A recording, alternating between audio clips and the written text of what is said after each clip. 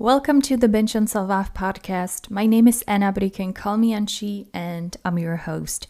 Thank you all so much for joining me today and for tuning in. This week, starting February 26th, begins the annual Eating Disorders Awareness Week. The Binge on Self-Love podcast is about self-love and self-acceptance, and eating disorders have been one of the most common topics I've covered on this show. One of the reasons why I started this podcast was to share my binge eating disorder recovery journey and also to connect with other people who may be going through something similar like I was. And I also wanted anyone who listens to this podcast feel less alone in whatever they are going through. This week is all about raising awareness about eating disorders and disordered eating and having conversations on various topics that may be difficult to have, but that are incredibly important. I want to use this platform and say to any and all of you who is going through an eating disorder, who suffers with disordered eating, with negative relationship with food, or you struggle with your body image, please know that you are not alone in this and that you deserve to recover and to heal and to get help. Never be afraid or ashamed to ask for help. Many people feel ashamed to ask for help because they're not sure if the problem that they have is quote-unquote big enough problem to ask for help. We think that if we don't fit into a specific category or if we don't meet all of the criteria and tick every single checkbox, then maybe our problem isn't that serious or that maybe we don't deserve to get help. I've recently had a guest on this podcast, Catherine Metzler, a nutritional therapist and a dietitian, and she described our relationship with food in such an interesting way. She described it as a spectrum, and you can be anywhere on that spectrum. You don't have to be just on either side of that spectrum, but you can be anywhere, which comes to show that our relationship with food is very individual, and just because we don't meet all of the criteria, it doesn't mean we don't struggle with our relationship with food, and it doesn't mean that we don't need help. The important point is that you deserve to get help no matter where on that spectrum you are. You can find a link to the episode with Catherine Metzler in the show notes because it was a really great conversation and Catherine shared so much wisdom we can all benefit from. Like I've said at the very beginning of this episode, this week is all about raising awareness, sharing our stories, and sharing our journeys.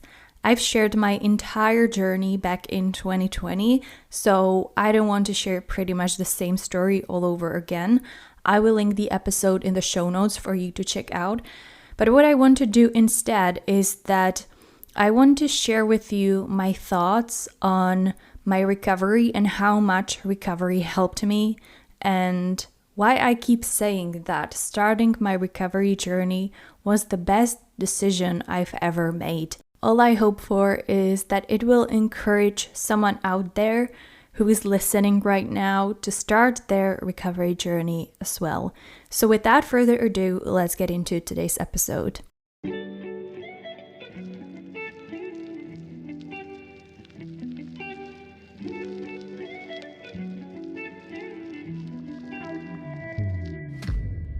Hi there, my name is Anna, but you can call me Anshi, and I'm a host of the Binge on Self-Love podcast. If this is your first time listening, welcome and thank you so much for being here. And if you've tuned in before, it's great to have you back. Binge on Self-Love podcast started with me in my bedroom, recording and sharing my journey with binge eating disorder and with procrastination.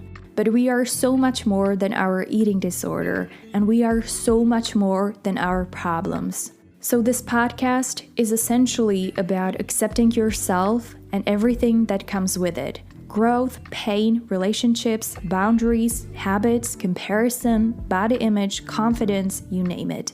Plus, you'll catch me having some insightful conversations with fantastic guests who open up and share their stories.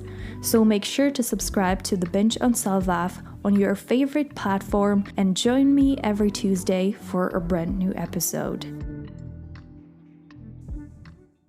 Binge on Self-Love podcast is intended for informational purposes only. It doesn't provide professional medical advice, and it is not a substitute for diagnosis or treatment. Just to give you some context, I was 16 when I first developed an eating disorder, which was later diagnosed as anorexia nervosa. I started seeing a therapist at the age of 17, I think, but instead of fully recovering, my eating disorder slowly but surely transformed into binge eating disorder. And binge eating disorder is something I've struggled with for so many years. When I was 23, that's when I finally decided that enough is enough, and I sought help and started my recovery journey. And until this day, I believe it was the best decision I've ever made. It wasn't easy. It took me many months before I got serious about it and found a therapist who could help me. And I remember that I even reached out to multiple therapists throughout the years, but then I would always back out before I scheduled my first session because I was just so scared. I was so afraid that no one would understand what I'm going through because I had no freaking clue myself. Why the hell do I do what I do, you know? I was terrified that I would be judged and that the therapist would think I don't have a real problem, which never happened, but it was just something I thought. Also, at that time, no one was really talking about binge eating. Not so much online and definitely not in the Czech media space. So I felt like I must be the only person on this planet who is struggling with something like this. And this only comes to show how important raising awareness and destigmatizing eating disorder is, because people often feel like they must be the only person on this planet going through this. Anyway, if I go back to my journey, in 2017, I believe, I've finally signed up for my first therapy session, and I didn't back out this time, which is a great news. For me, it was the first time I've ever talked to someone about my binge eating disorder problems, besides my boyfriend, who's been very supportive and encouraging the entire time, but he was the only person who knew about it. One thing I kind of falsely expected when I started my recovery was thinking that once I go to that therapy and once I start my recovery journey, I will never ever binge eat again, which was obviously totally false, because recovery isn't an overnight process. Just like you haven't developed an eating disorder overnight, the recovery also takes time. But what I've learned in therapy was that just being able to stay binge-free for a couple of days in a row, when until that point I was binge eating every single day, achieving that, it is such a huge success, and it's something I can be proud of. I've also learned that it is a marathon, not a sprint, and that everyone goes at their own pace, and we all need different amount of time to recover, and this recovery is about me and about me finding peace with food and with myself. When I started my recovery, I started it with a single intention. I no longer want to feel the way that I feel now. Miserable, disappointed, disgusted with myself, and in almost constant physical pain from all those previous binge eating episodes. I haven't really realized all the benefits my recovery would bring me, and I haven't really realized how much my eating disorder has been taken away from me and from my life for all those years. My mind slowly started to be less and less preoccupied with thoughts about food. I mean, they were still there, but they were less frequent and not nearly as intense as they used to be. I started to shift my mindset from labeling foods as good and as bad to simply food I like. And I also started noticing that I feel happy, which was something I haven't felt for such a long time, because I used to wake up each day with this invisible burden hanging over me, which was already determining every single day of mine. I think that once you start your recovery journey, it's only then when you start noticing how much freedom you've gave up during your battle with an eating disorder. Your mind is constantly preoccupied with thoughts about food and about your body. All your decisions are made based on fears and worries rather than based on what will bring you joy and happiness. And we often let go of friendships just because the eating disorder kind of isolates us more and more every single day. As I was progressing in my recovery, I started to enjoy life again.